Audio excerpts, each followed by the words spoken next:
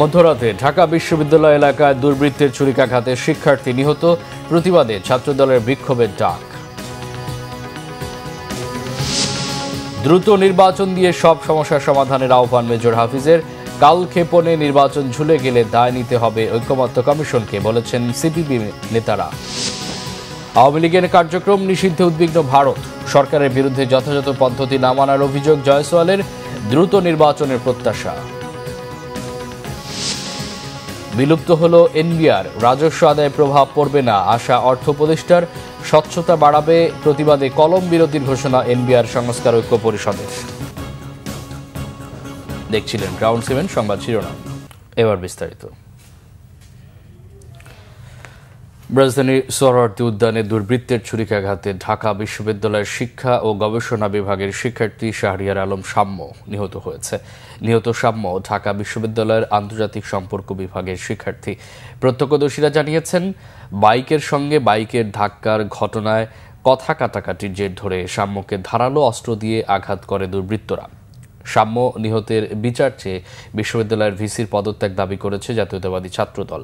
মঙ্গলবার দিবাগত রাত 12টার দিকে ঢাকার সোহরাওয়ার্দী উদ্যানের মুক্ত মঞ্চের দক্ষিণ দিকে ঢাকা বিশ্ববিদ্যালয়ের শিক্ষা ও গবেষণা বিভাগের শিক্ষার্থী শাহরিয়ার আলম শাম্যকে ধারালো অস্ত্র দিয়ে এলোপাতাড়ি কুপিয়ে পালিয়ে যায় দুর্বৃত্তরা। পরে উপস্থিত জনতা তাকে ঢাকা মেডিকেল কলেজ হাসপাতালে নিয়ে গেলে চিকিৎসক শাম্যকে মৃত ঘোষণা করেন। ক্যাম্পাস এলাকায় বহিরাগতদের উপস্থিতি, বিশেষ করে মাদক কারবারিদের দৌরাত্ম্য বাড়াকেই এই ধরনের অপরাধের জন্য দায়ী করছেন শিক্ষার্থীরা। এদিকে শাম্যর মৃত্যুর খবর পেয়ে ঢাকা মেডিকেল কলেজ হাসপাতালের জরুরি বিভাগের মর্গে আসেন ঢাকা বিশ্ববিদ্যালয়ের উপাচার্য। শাম্য হত্যার বিচারের দাবিতে আজ বেলা 11টার দিকে রাজু ভাস্কর্যে বিক্ষোভ কর্মসূচি ঘোষণা করেছে জাতীয়তাবাদী ছাত্রদল। সোহরাওয়ার্দী উদ্যানে তো তারই আসলে এই সন্ত্রাসী হামলার বিচারের জন্য আমরা ক্যাম্পাস থেকে, হল থেকে সবাই বের হয়েছিলাম। রাজু ভাস্কর্যে আমরা একত্রিত হয়ে বারবার প্রশাসন বরাবর বলা হয়েছে যেন বহিরাগতরা লিমিটেশন আনে বা যে কোনোভাবেই যদি কোন সমাধান করা যায়। তো তারা চেষ্টা করছেন, কিন্তু আবার অনেক বেশি সুশীলতার জন্য, অনেক কিছু সমাজের সুশীলতার জন্য এগুলো আমরা নিয়ন্ত্রণ করতে পারি নাই। তো এইটার পরিপ্রেক্ষিতেই আজকে আমাদের শাম্য ভাই আমাদের মাঝখানে চলে গেল। নির্বাচন নিয়ে আওয়ামী লীগের কথাগুলোই বর্তমানে ভিন্ন রূপে চালু করা হচ্ছে, অভিযোগ বিএনপির স্থায়ী কমিটির সদস্য আমির খসরু মাহমুদ চৌধুরীর। তার প্রশ্ন, এখন যারা সংস্কারের কথা বলছে তাদের কি কেউ চেনে? আর অন্তর্বর্তী সরকারকে দুর্বল হিসাবে অভিহিত করে দ্রুত নির্বাচন দিয়ে সমস্যার সমাধানের দাবি জানান দলের স্থায়ী কমিটির আরেক সদস্য অবসরপ্রাপ্ত মেজর হাফিজউদ্দিন আহমেদ। জাতীয় প্রেস ক্লাবে আলাদা দুটি অনুষ্ঠানে এসব কথা বলেন তারা। শুভ মাহফুজের রিপোর্ট। মঙ্গলবার জাতীয় প্রেস ক্লাবে গণস্বাস্থ্য কেন্দ্রের প্রতিষ্ঠাতা ডাক্তার জাফরুল্লাহ চৌধুরীর দ্বিতীয় মৃত্যুবার্ষিকী উপলক্ষে স্মরণ সভা করে ভাসানী জনশক্তি পার্টি। এ সময় শেখ হাসিনা বিরোধী আন্দোলনে ডাক্তার জাফরুল্লাহ চৌধুরীর অবদানের কথা তুলে ধরে বক্তারা বলেন, বর্তমান সরকারের 9 মাস পার হলেও সরকার কোন দিকে হাঁটছে তা স্পষ্ট নয়। পৃথিবীর জন্ম থেকে এ পর্যন্ত বিষয় এবং বস্তুর সংস্কার হতেই এগোচ্ছে, তাছাড়া চলতে পারে না। সংস্কার ছাড়া পৃথিবী অচল, সংস্কার ছাড়া রাষ্ট্র অচল। সংস্কার তো চলতেই থাকবে, ওইটা শেষ করবেন কবে? আপনারা বুকে হাত দিয়ে বলতে পারছেন না, কোনো রাজনৈতিক দল বলতে পারছে না, জনগণ আস্থা রাখতে পারছে না। 16 বছর ধরে মানুষ যে নির্বাচনের জন্য অপেক্ষা করছে, সেই নির্বাচন কি এবছর ডিসেম্বরে হবে, না তার আগে হবে, নাকি আরও 1 মাস 2 মাস লাগবে? সময়টা কি লাগবে?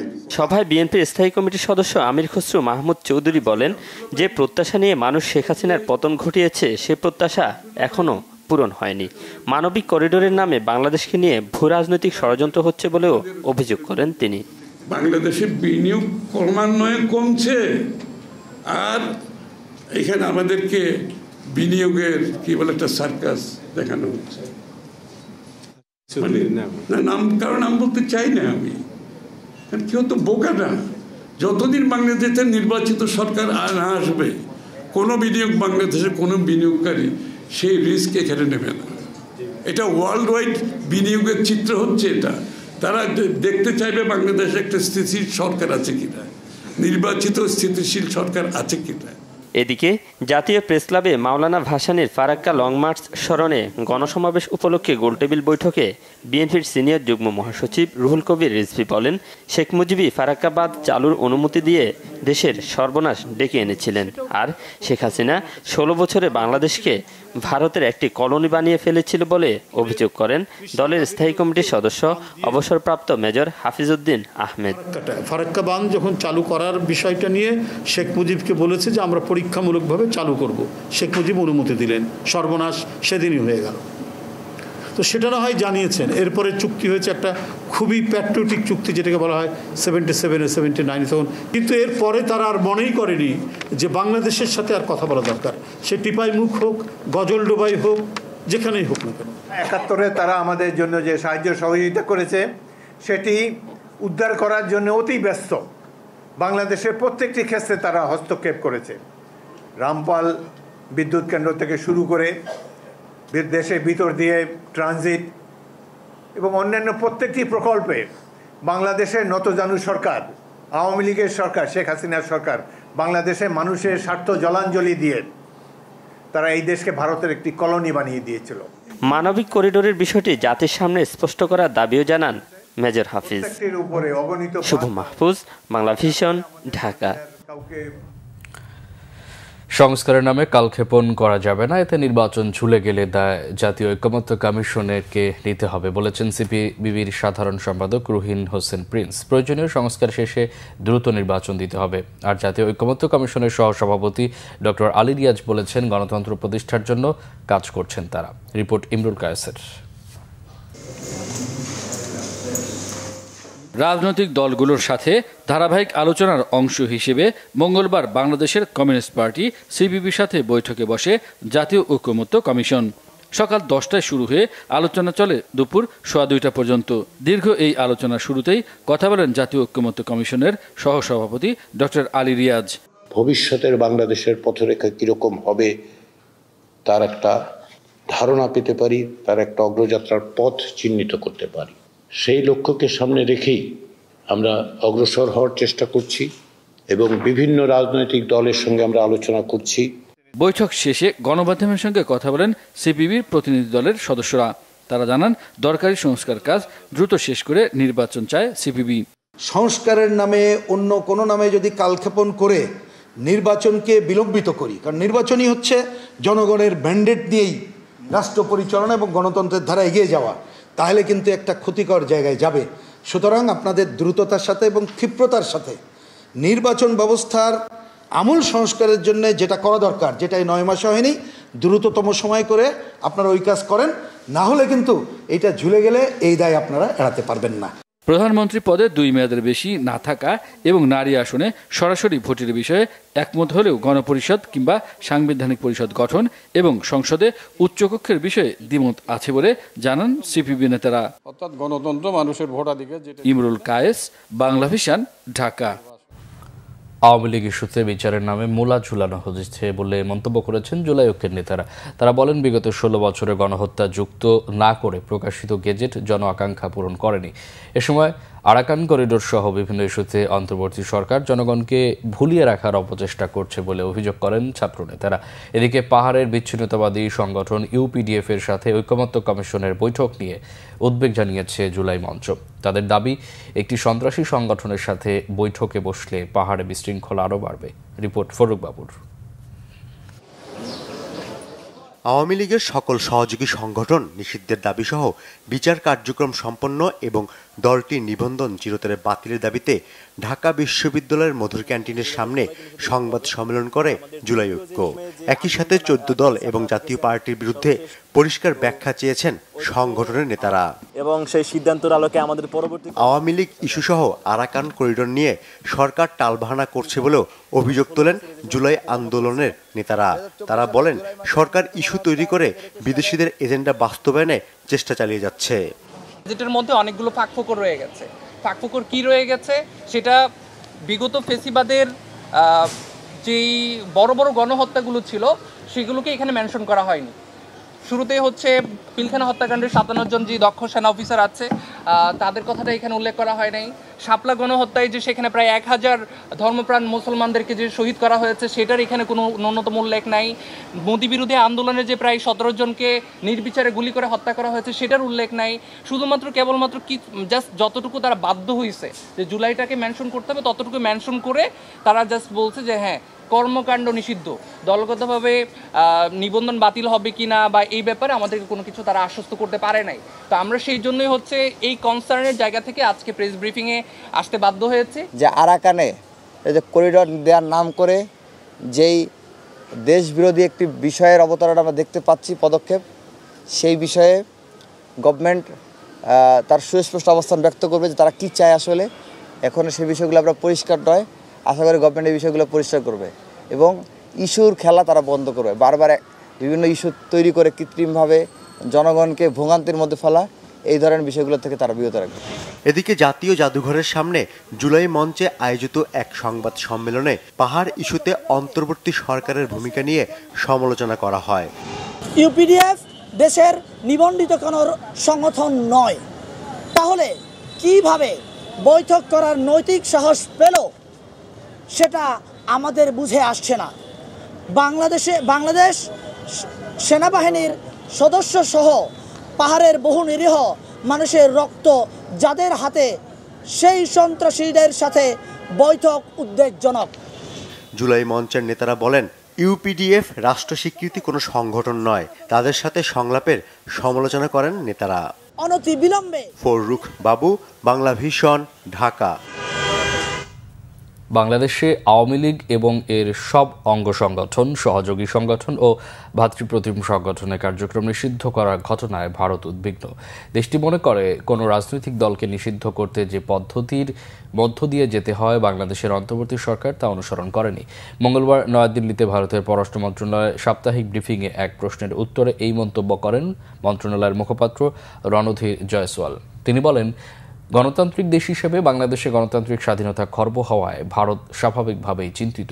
ভারত পাকিস্তান সংঘাতের পরিপ্রেক্ষিতে ভারতের পররাষ্ট্র মন্ত্রণালয়ের সাপ্তাহিক ব্রিফিং কিছুদিন বন্ধ ছিল, আজ সন্ধ্যায় তা শুরু হয়। অধিকাংশ প্রশ্ন ভারত ও পাকিস্তানের সাম্প্রতিক সংঘাত নিয়ে হলেও আওয়ামী লীগকে নিষিদ্ধ করার বিষয়ে ভারতের মনোভাব জানতে চাওয়া হয়। জবাবে জয়সওয়াল বলেন, যথাযথ পদ্ধতি না মেনে এই সিদ্ধান্ত গৃহীত হওয়ায় ভারত স্বাভাবিকভাবে চিন্তিত। তিনি বলেন, গণতন্ত্রে কাজের একটা পদ্ধতি আছে, আওয়ামী লীগকে নিষিদ্ধ করা হয়েছে সেই গণতান্ত্রিক পদ্ধতি না মেনে। এর মধ্য দিয়ে গণতান্ত্রিক স্বাধীনতা খর্ব করা হয়েছে এবং সেই কারণে বাংলাদেশের রাজনৈতিক পরিসর সংকুচিত হয়ে যাচ্ছে।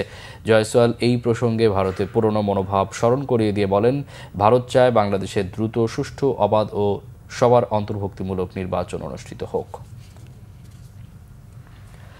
অন্তর্বর্তী সরকারের দায়িত্ব নেওয়ার পর প্রথমবারের মতো আজ চট্টগ্রামে যাচ্ছেন প্রধান উপদেষ্টা ডক্টর মোহাম্মদ ইউনূস। নিজের স্মৃতি বিজড়িত এক সময়ের কর্মস্থল চট্টগ্রাম বিশ্ববিদ্যালয়ে অনুষ্ঠেয় ৫ম সমাবর্তনে যোগ দেবেন তিনি।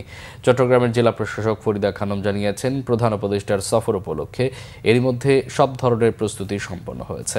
এবারের সমাবর্তনে চবির সাবেক শিক্ষক ও প্রধান উপদেষ্টা অধ্যাপক ডক্টর মোহাম্মদ ইউনূসকে সম্মানসূচক ডক্টর অফ লিটারেচার ডিগ্রি দেওয়া হবে। সমাবর্তনে ৪২ জন পিএইচডি এবং ৩৩ জন এমফিল ডিগ্রি সহ মোট ২২,৫৮৬ জন শিক্ষার্থীকে স্নাতক ও স্নাতকোত্তর ডিগ্রি দেওয়া হবে। এর আগে বুধবার সকালে প্রথমে চট্টগ্রাম বন্দর পরিদর্শন করবেন প্রধান উপদেষ্টা। সেখানে তিনি নৌ পরিবহন, বন্দর কর্মকর্তা এবং বন্দর ব্যবহারকারী সংগঠনগুলোর সঙ্গে সভায় যোগ দেবেন। এরপর কালুরঘাটে রেল ও সড়ক সেতুর ভিত্তিপ্রস্তর স্থাপন করবেন। তবে ফলকে অতীতের রেওয়াজ ভেঙে ভিত্তিপ্রস্তর স্থাপনকারীর নাম থাকছে না। কালুরঘাট রেল কাম রোড সেতু নির্মাণ প্রকল্পে ব্যয় ধরা হয়েছে ১১,৫৬০ কোটি টাকা, যা বাস্তবায়ন করবে রেল কর্তৃপক্ষ। বুধবার বিকেলে তিনি পৈতৃক বাড়ি হাটহাজারী উপজেলার শিকারপুর ইউনিয়নের বাথুয়া গ্রামে যাবেন। সেখানে এলাকাবাসী ও আত্মীয় স্বজনের সঙ্গে কুশল বিনিময়ের কথা রয়েছে। জাতীয় স্বার্থের বাইরে কোনো সিদ্ধান্ত নেওয়া হবে না। চট্টগ্রাম বন্দরকে বিশ্বমানের বন্দরে রূপান্তরিত করতে চায় সরকার, কিন্তু সবার আগে জাতীয় স্বার্থ, আঞ্চলিক নিরাপত্তা নিশ্চিত করতে হবে। বিনিয়োগ উন্নয়ন কর্তৃপক্ষ বিডার চেয়ারম্যান রাজনৈতিক দলগুলোকে আশ্বস্ত করে এসব কথা বলেছেন। চট্টগ্রাম বন্দরের বিষয়ে কোনো ধরনের আপোষ করা হবে না বলেও আশ্বস্ত করেন বিডা চেয়ারম্যান। বিনিয়োগ পরিবেশ নিশ্চিতকরণ, চলমান সংস্কার কার্যক্রম ও সাম্প্রতিক অগ্রগতির বিষয়ে দেশের শীর্ষস্থানীয় রাজনৈতিক দলের পরামর্শ ও সুপারিশ গ্রহণের লক্ষ্যে মঙ্গলবার রাজনৈতিক দলের নেতাদের সাথে মত বিনিময় করে বিডা। সভায় বাংলাদেশ জামাত ইসলামী, জাতীয় নাগরিক পার্টি, গণসংহতি আন্দোলন, গণ অধিকার পরিষদ, এবি পার্টি, বাংলাদেশের কমিউনিস্ট পার্টি, বাসদ, ইসলামী আন্দোলন বাংলাদেশ সহ 17টি রাজনৈতিক দলের প্রতিনিধিরা অংশ নেন। সভায় রাজনৈতিক দলগুলো দেশের সার্বভৌম, আঞ্চলিক নিরাপত্তা ও জাতীয় স্বার্থ রক্ষার দিকে সর্বোচ্চ অগ্রাধিকার প্রদানের আহ্বান জানান। অর্থ উপদেষ্টা ডক্টর সালেউদ্দিন আহমেদ বলেছেন, ট্যাক্স ও কাস্টমস ক্যাডারের স্বার্থ সংরক্ষণ করেই জাতীয় রাজস্ব বোর্ড এনবিআরকে 2 ভাগ করে অধ্যাদেশ জারি করা হয়েছে। রাজস্ব আদায়ে এর কোনো প্রভাব পড়বে না বলে আশা তার। এদিকে ঘোষিত অধ্যাদেশের প্রতিবাদে আজ থেকে 3 দিনের কলম বিরতি কর্মসূচি ঘোষণা করেছে এনবিআর সংস্কার ঐক্য পরিষদ। রিপোর্ট সৈয়দ আব্দুল মুহিতের। সোমবার মধ্যরাতে রাজস্ব বিভাগকে 2টি ভাগে বিভক্ত করে বহুল আলোচিত রাজস্ব নীতি ও রাজস্ব ব্যবস্থাপনা অধ্যাদেশ জারি করে অন্তর্বর্তী সরকার। এতে বলা হয়, রাজস্ব নীতি বিভাগ কর আইন প্রয়োগ ও কর আদায় পরিস্থিতি পর্যবেক্ষণ করবে। রাজস্ব সংগ্রহের মূল কাজ করবে রাজস্ব ব্যবস্থাপনা বিভাগ।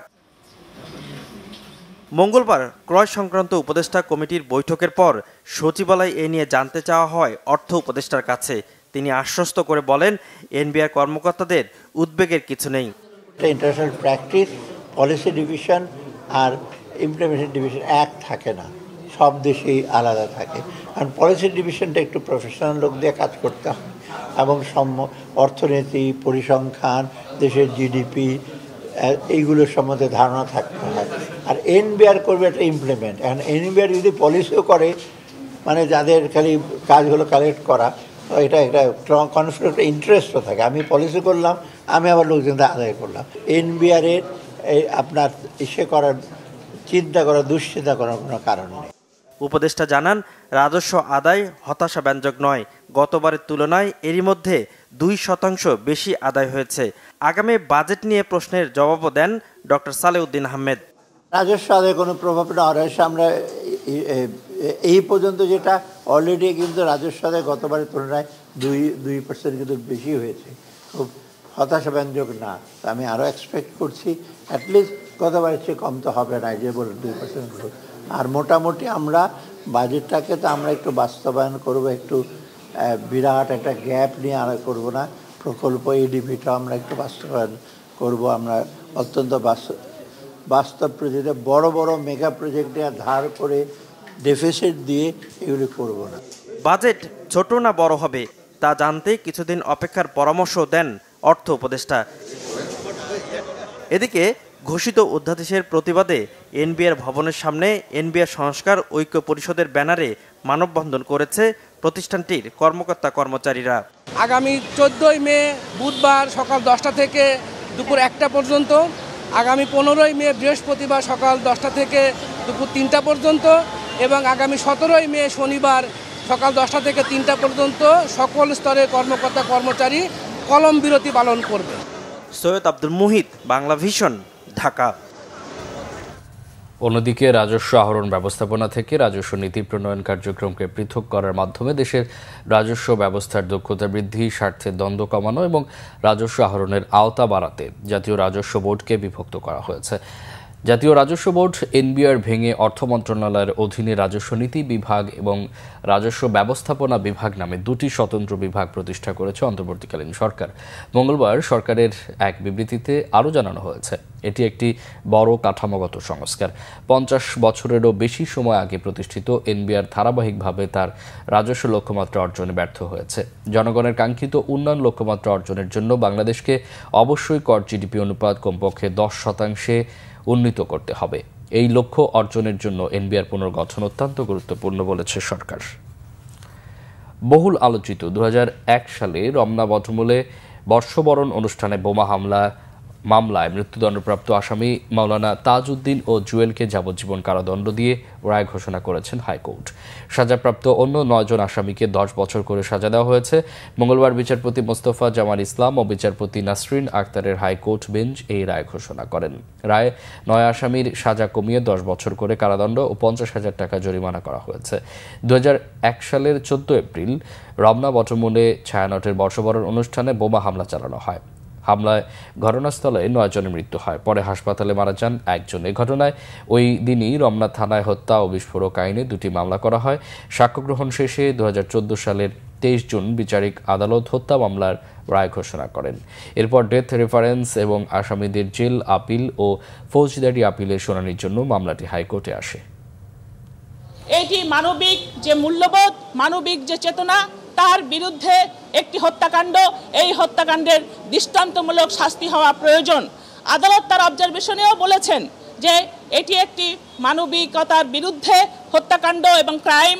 যাদেরকে আজকে 10 বছর করা হয়েছে, আমরা রাষ্ট্রপক্ষ থেকে তাদের বিরুদ্ধে উচ্চ আদালতে আপিল করব। দুর্নীতি দমন কমিশন দুদকের করা মামলায় ডক্টর জুবাইদুর রহমানের 587 দিনের বিলম্ব মওকুফ করে আপিল করার অনুমতি দিয়েছে হাইকোর্ট। ওই মামলায় 3 বছরের সাজার বিরুদ্ধে আপিল করেছেন বিএনপির ভারপ্রাপ্ত চেয়ারম্যান তারেক রহমানের স্ত্রী ডক্টর জুবাইদুর রহমান। মঙ্গলবার হাইকোর্টের সংশ্লিষ্ট থানায় এই আপিল করেন তিনি। বিচারপতি খসরুজ্জামানের একক বেঞ্চে এই আবেদন করা হয়েছে বলে জানিয়েছেন ডক্টর জুবাইদুর রহমানের আইনজীবী ব্যারিস্টার কায়সার কামাল। 2023 সালের অগাস্টে জ্ঞাত আয় বহির্ভূত সম্পদ অর্জনের অভিযোগে করা মামলায় বিএনপির ভারপ্রাপ্ত চেয়ারম্যান তারেক রহমানের 9 বছর ও তার স্ত্রী ডক্টর জুবাইদুর রহমানের 3 বছরের কারাদণ্ড দিয়েছিল আদালত। 2007 সালের 26 সেপ্টেম্বর রাজধানীর কাফরুল থানায় মামলাটি করে দুর্নীতি দমন কমিশন দুদক। হত্যা মামলায় আওয়ামী লীগের সাবেক সংসদ সদস্য ও জনপ্রিয় সঙ্গীতশিল্পী মমতাজ বেগমকে 4 দিনের রিমান্ডে নিয়ে জিজ্ঞাসাবাদের আদেশ দিয়েছেন আদালত। ঢাকা মেট্রোপলিটন ম্যাজিস্ট্রেট মোহাম্মদ জুয়েল রানা এই আদেশ দেন। মঙ্গলবার রাজধানীর মিরপুর থানায় দায়ের করা সাগর হত্যা মামলায় মমতাজকে আদালতে হাজির করে 7 দিন রিমান্ডে নিয়ে জিজ্ঞাসাবাদের আবেদন করে পুলিশ। আসামিপক্ষের আইনজীবী রিমান্ডের বাতিল চেয়ে জামিন আবেদন করেন। পাবলিক প্রসিকিউটর ওমর ফারুকী রিমান্ডের পক্ষে শুনানি করেন। শুনানি শেষে বিচারক 4 দিনের রিমান্ড মঞ্জুর করেন। এর আগে সোমবার রাতে রাজধানীর ধানমন্ডি এলাকা থেকে মমতাজকে গ্রেফতার করে গোয়েন্দা পুলিশ। লোকগানের শিল্পী মমতাজ বেগম মানিকগঞ্জ 2 আসন থেকে আওয়ামী লীগের সংসদ সদস্য ছিলেন। ডিবির যুগ্ম কমিশনার মোহাম্মদ নাসিরুল ইসলাম জানান, মমতাজ বেগমের বিরুদ্ধে হত্যাসহ একাধিক মামলা রয়েছে। 5 আগস্ট শেখ হাসিনার পতনের পর থেকে আত্মগোপনে ছিলেন মমতাজ। গণমাধ্যমের কণ্ঠরোধে 32টি আইন থাকলেও সাংবাদিকদের সুরক্ষায় কোনো আইন নেই বলে শঙ্কা প্রকাশ করেছেন বাংলাদেশ ফেডারেল সাংবাদিক ইউনিয়নের মহাসচিব সাংবাদিক নেতা কাদের গনি চৌধুরী। মঙ্গলবার রাতে online news portal news Narayanganj এর 14তম প্রতিষ্ঠাবার্ষিকী উপলক্ষে আয়োজিত সুধী সম্মেলনে অতিথির বক্তব্যে তিনি এই কথা বলেন। তিনি আরও বলেন, সাংবাদিকদের জন্য একটি নিরাপদ ও স্বাধীন পরিবেশ তৈরি করা অত্যন্ত জরুরি, যাতে প্রতিটি সাংবাদিক নিরপেক্ষতার সংবাদ সংগ্রহ ও প্রচার করতে পারে। আর সাংবাদিকদের ডিকশনারিতেও আপোষের কোনো সুযোগ নেই। সাংবাদিকরা সত্যিকার অর্থে সাংবাদিকতা করলে মানুষ সংবাদপত্র দ্বারা উপকৃত হবে। দেশের বাস্তব চিত্র মানুষের সামনে তুলে ধরাই সাংবাদিকদের মূল কাজ বলে মনে করেন তিনি। অনুষ্ঠানে ছাত্র জনতার অভ্যুত্থানে আহত 4 গণমাধ্যম কর্মীকে বিশেষ সম্মাননা প্রদান করা হয়। অনুষ্ঠানে উপস্থিত ছিলেন নিউজ নারায়ণগঞ্জের সম্পাদক শাহজাহান শামীম সহ সংশ্লিষ্টরা। এবার খেলার সংবাদ।